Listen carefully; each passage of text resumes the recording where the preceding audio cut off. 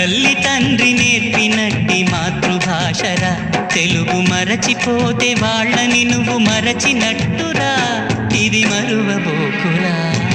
తెలుగు భాష తీయదనం, తెలుగు జాతి గొప్పతనం, తెలుసుకున్న వాళ్ళకి తెలుగే ఒక మూలధనం.